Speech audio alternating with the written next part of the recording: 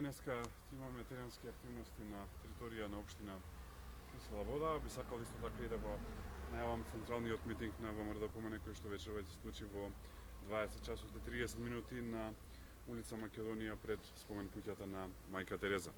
Во Кисела Вода, како што спомена и новиот градоначалник после овие локални избори Орце Ѓорѓиевски, се случува едно целосно заостанување и застанување во овие 4 години. Тотален урбанистички хаос и дивење, градба на згради буквално на секој ќош, уништување на хуманиот начин на живење на жителите на Кисела Вода, од едноставна причина трка по профит и по пари. Така функционира досега Петре Шилегов и Филип Темелковски, и истите треба да бидат променети на овие локални избори. Не направија ништо за Кисела Вода, но направија многу за себе. Гледаме дека Петре Шилегов и во тек на изборите прави за себе, именно нелегално си гради спрат на зградата која што ја поседува.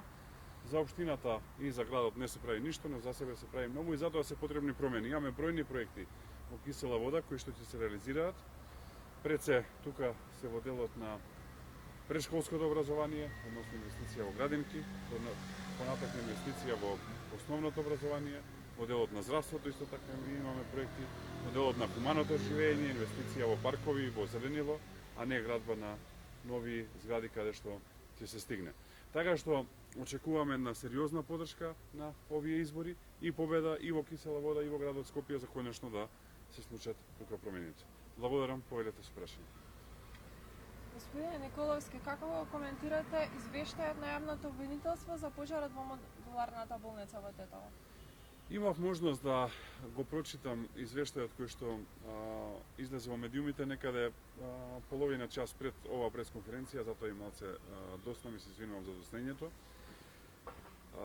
Не сум изненаден, затоа што очигледно е дека СДСМ и ДУИ преку обвинителството во Тетово си нарачуваат извештај како што им одговара, со цел да скријат одговорност.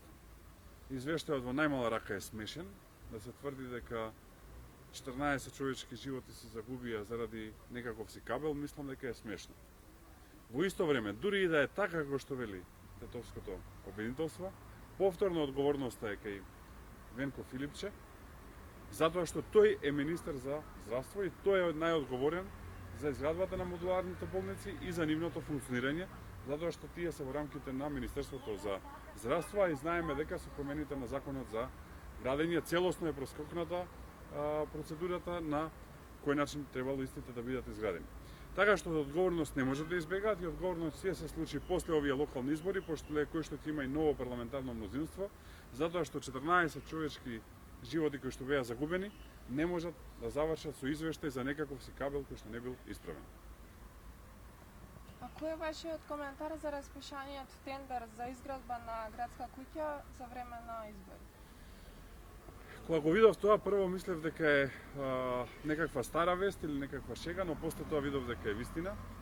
Прво би сакал да ја повикам антикорупцијската комисија да реагира, затоа што согласно законот за избори, во предизборен период и во период на кампања, во како што сме сега, не сме да има никакви покрупни активности на општините и на градот Скопје, а најмалце распишување на тендер во номинална вредност од 11 милиони евра.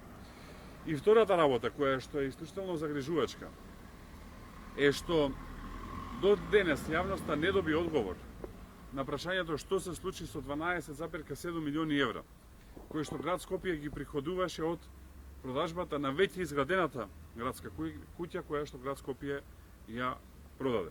Истите треба да се на наменска сметка и да се чуваат за таа намена. Но според нашите сознанија, тие средства се потрошени и ги нема на наменската сметка, што е кривично дело, и ги повикувам надлежните органи да постапат по однос на ова информација, затоа што потрошувањето на средствата кои што се за една намена, а се трошат за друго, е класично кривично дело во дел на трошење на овие 12,7 милиони евра, а во делот на распишување на тендер сега за градска куќа, мора антикорупцијската комисија да постапи затоа што е директно прекршување на изборниот законник. Благодарам. Благодарам.